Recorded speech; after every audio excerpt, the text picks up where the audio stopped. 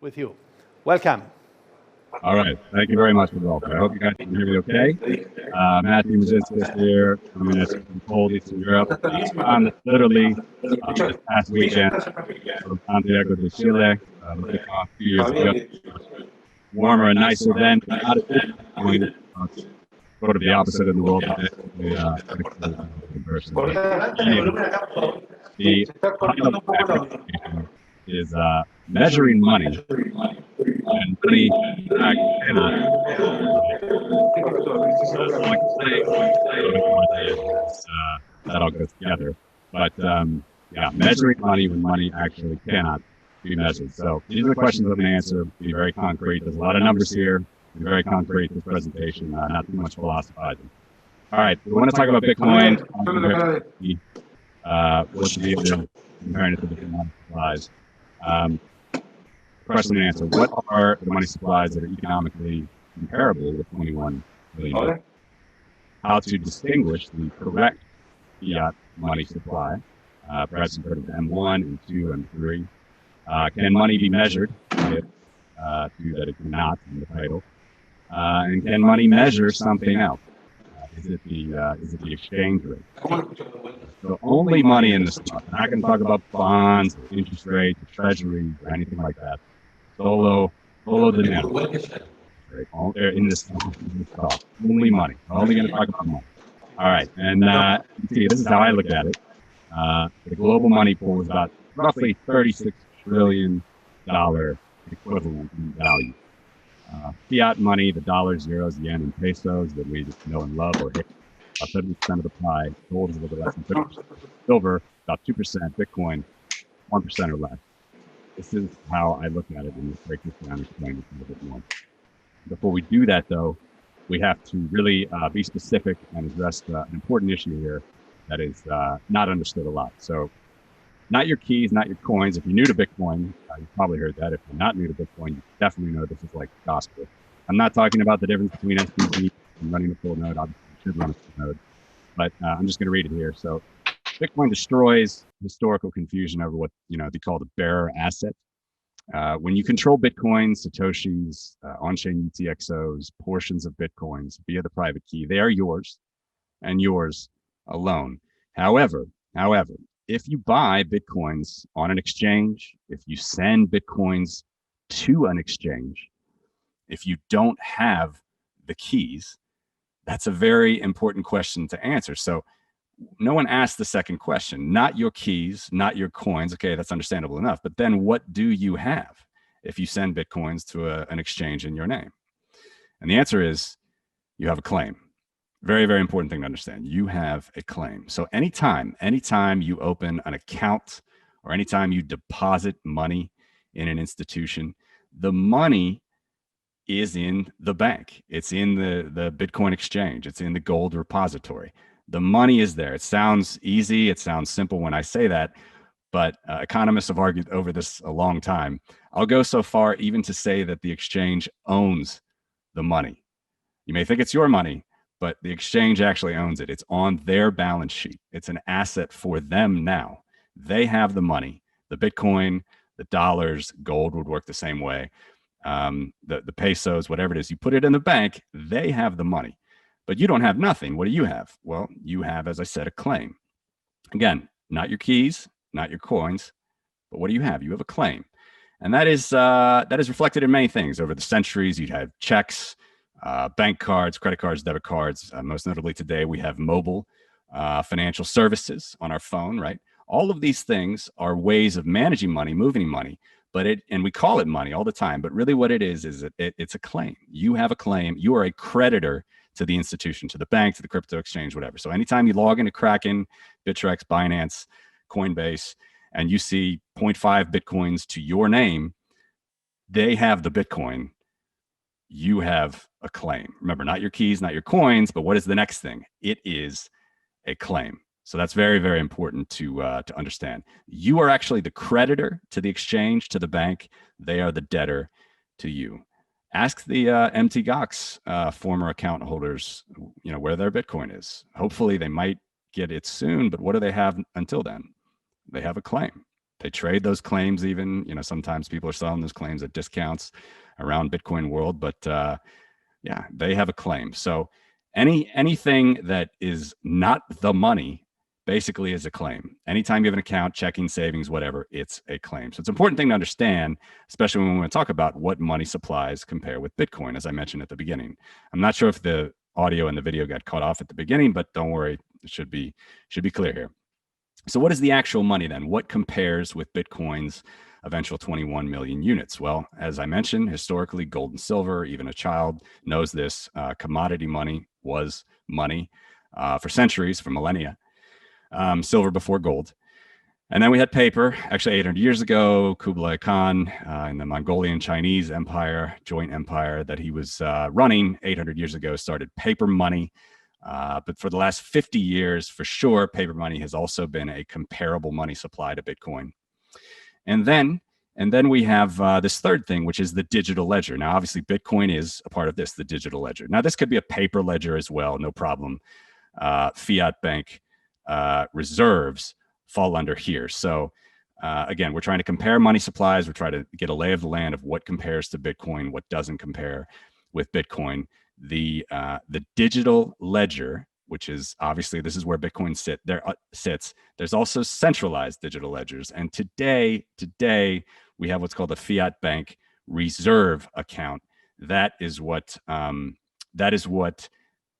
sits on the central bank level. You can think of it basically as every bank's account with the central bank, with their respective central bank. Doesn't matter if you're in Germany or US or Argentina. All banks have a bank reserve account.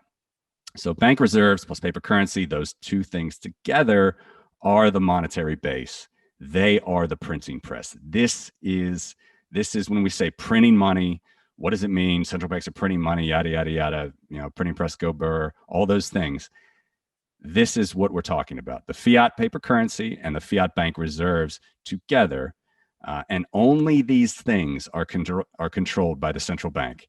Only these things. The central bank does not print any other money but this. So that's an important point to understand because, we think about printing money. That obviously is an important thing to compare with Bitcoin. So gold and silver, paper currency, fiat bank reserves, together, those are basic money or the printing press or the monetary base. And then Bitcoin. So we have commodity money, paper money, and digital money. This the three basic kinds of money in the world. Again, not a claim. It's the actual money. It's the actual money we want to find. We're looking for in this presentation, not a claim. All right, so let's go back to this chart that I showed you at the beginning. And my audio might have been cut off at the beginning, but anyway, this chart that I showed at the beginning, what is this fiat money then? That is the monetary base. That's what I just discussed. It is the fiat paper currency, the euros, the yen, the pesos that you know and love or hate in your wallet, and the bank reserves, which is each account has a bank account with the central bank. That is literally how they print money, as they say, with a keystroke. It's into their reserve account. Don't worry about how it's done. Don't worry about bonds, stocks, whatever. Deuda publica, no bonds, no debt. We're not worrying about anything. We're just tracking money here. And that is the money. That is the money. All right. So that is the pie, and hopefully a little bit clearer on what this is represented here as fiat money. And it's about 25 trillion today. And how is that tracked? Well, we go to each central bank's balance sheet and we look it up. And we've done this for over 2 years now. I release it quarterly on Twitter. I don't write articles about it yet, but that's what it is. It's called the monetary base, and it's the top 30 floating currencies in the world are in this part of the pie here, this $25 trillion equivalent amount. We're going to get to 50 currencies next year, but as of right now, we got 30 currencies. All right, final point on fiat basic money. And by the way, those top 30 currencies is basically the whole story. They're 95% of global GDP, 80% of population. So even there will be, some adjustments next year. We'll get to 50 currencies, but yeah, it's a lot. And we'll break it down in just 1 second. So final points on fiat basic money. It is the ultimate settlement media or money today in the system. It is not a callable claim. It's not redeemable for anything else. It's how we settle ultimately. So You and I can settle with pesos or euros or dollars and paper. And banks, the way that banks settle, they settle with that reserve account with their central bank. Those two together, again, are the basic money. That is the money supply that's comparable to Bitcoin. So here we can answer the question. It was a trick question, M1, M2, M3. Any money supply that includes redeemable instruments, i.e., your checking account, your savings account, time deposits where you can redeem dollars or pesos, or even a Bitcoin account at an exchange. All of those things are claims. They're not economically comparable with Bitcoin, with on-chain Bitcoin or gold or silver, which is not a claim. So those money supplies won't work. And all of them, M1, M2, M3, M1 includes demand deposits. M2 includes savings deposits, typically time deposits sometimes. M3 includes time deposits, money market mutual funds. All of those things are claims. It's all a claim. Go back to that picture. It's some sort of fiduciary media. It's some sort of other media to scale payments. It's not the actual money. It's not the money. So we want to track the money. That's what we want to get at. All right, so that's why if people look at M1, M2, M3, they look at these different money supplies and they try to compare it with Bitcoin. Actually, none of them are economically comparable. You got to look at the monetary base, the actual paper money, and the actual bank reserves. Again, they are not redeemable at all.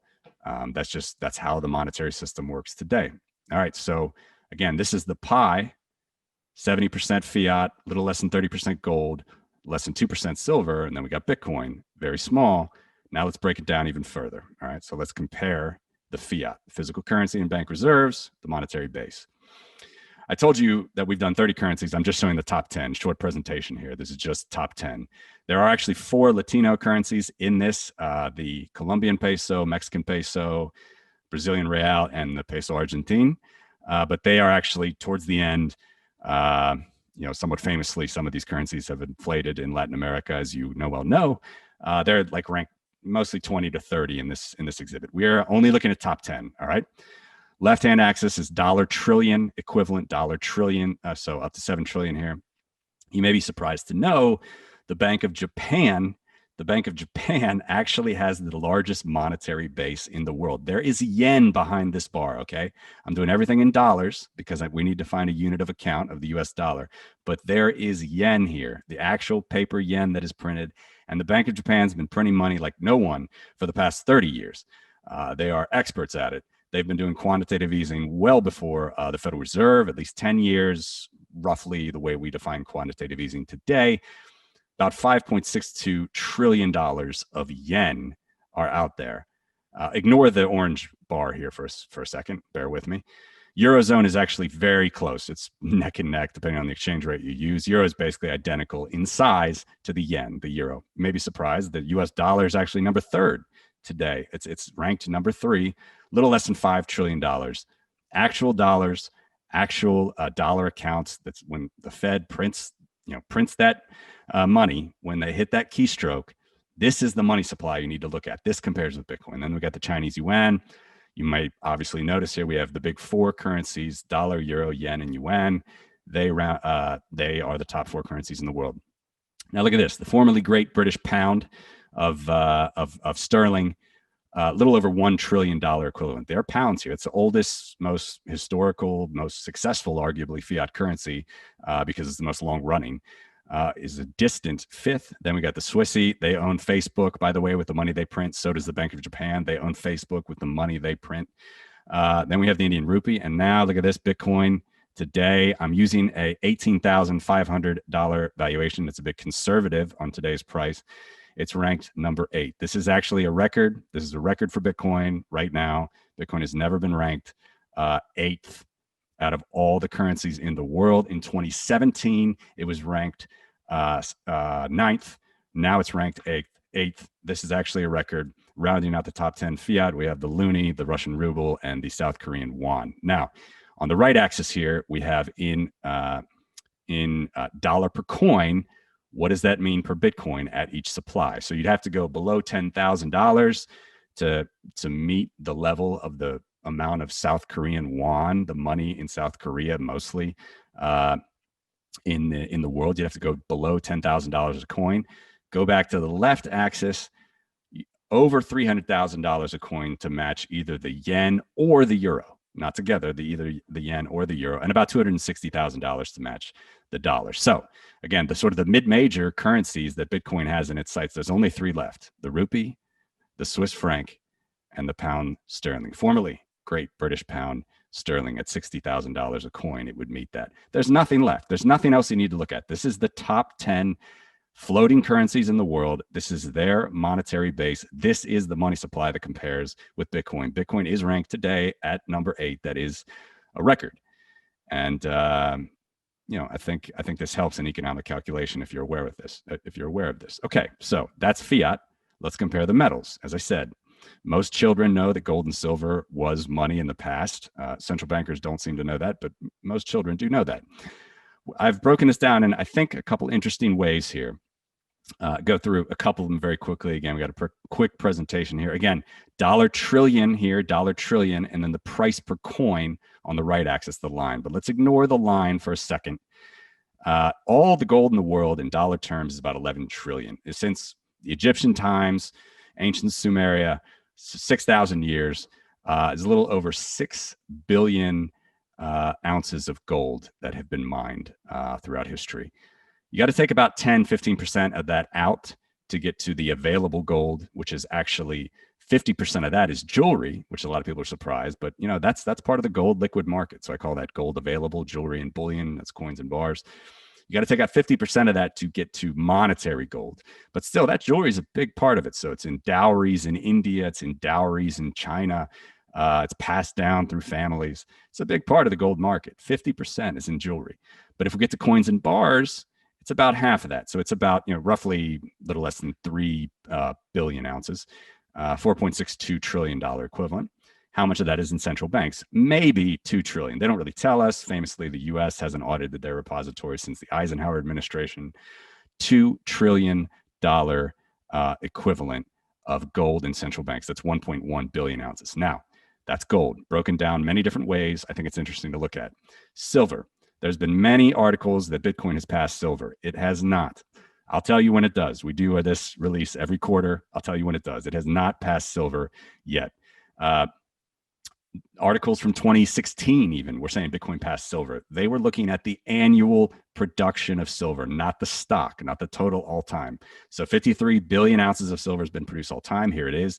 Cut out half of that through industrial because it's in phones and conductors, wires, iPads. It's in industry a lot. You got to take that out to get to the available silver, which is mostly jewelry. It's about a little less than $700 billion worth of silver in the world. Then we have Bitcoin. So don't worry. I'll tell you when it passes silver. It hasn't yet. I'll skip these in the interest of time. Actually, just the very one at the very end, silver in central banks. There actually is some silver still in central banks, very little amount, but it's just kind of interesting. Now we can look at what Bitcoin price it would be, right? The line here. Bitcoin would have to go back to about $100 at today's coin supply to reach the value of all silver in central banks. That's kind of an interesting fact. But let's focus on these two right here. We have gold reported in repositories and silver reported in repositories. The gentleman that I get this data from, I purchased this data from, his name is Nick Laird. Very nice gentleman, nice gold and silver professional.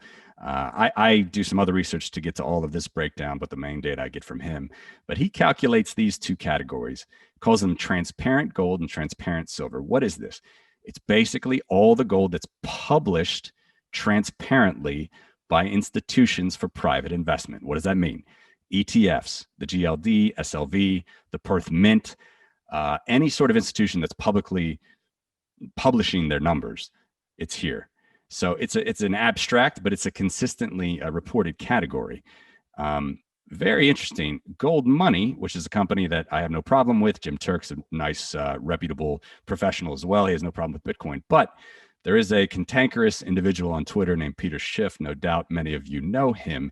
He blusters a lot about Bitcoin and how much better gold is. Now, I have no problem with gold, no problem with silver, but isn't it interesting?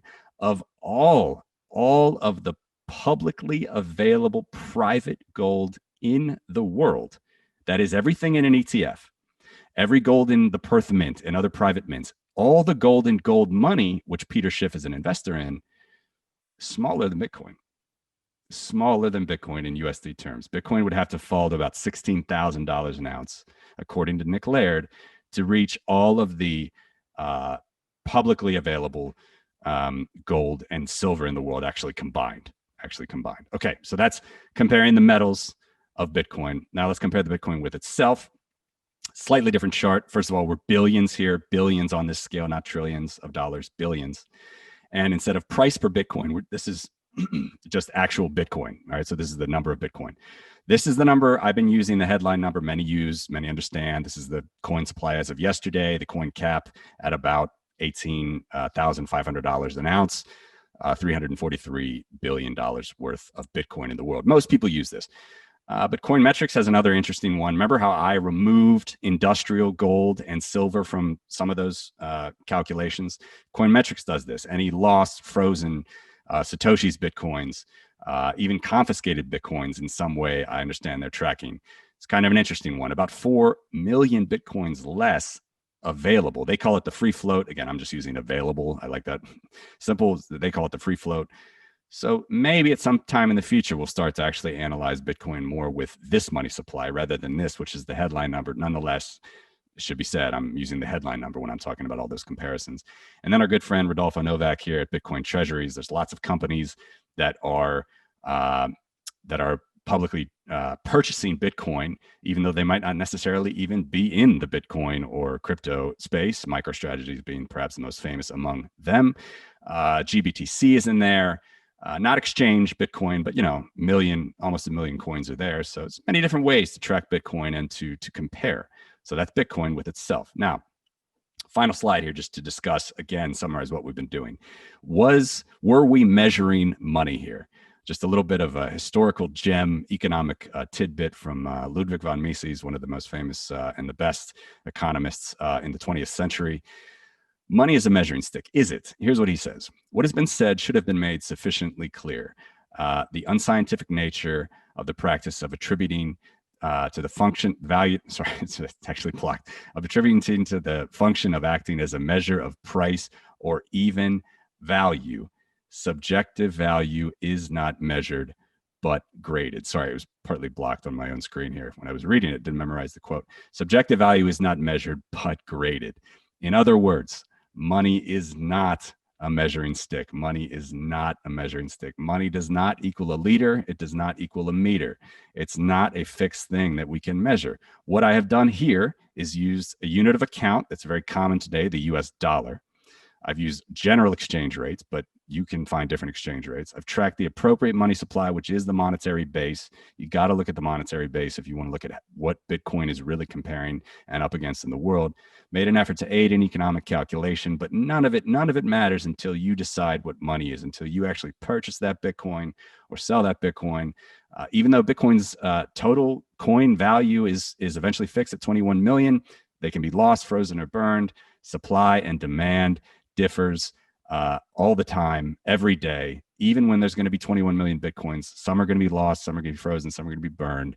So none of it matters until you actually decide what money is, until you actually make that purchase. We're just tracking here. We're generally trying to find a lay of the land, but supply and demand changes every day. I could have done this in barrels of oil. I could have done this in apples or bushels of wheat. We got to find the money to generally see where Bitcoin is. And as I believe, and I am publishing, it's about $36 trillion equivalent today. As Bitcoin rises in demand, perhaps we'll start quoting things in Satoshis and not in dollars. So that's my presentation. Thank you very much. Really appreciate it, and hope to see you all in person down in South America next year.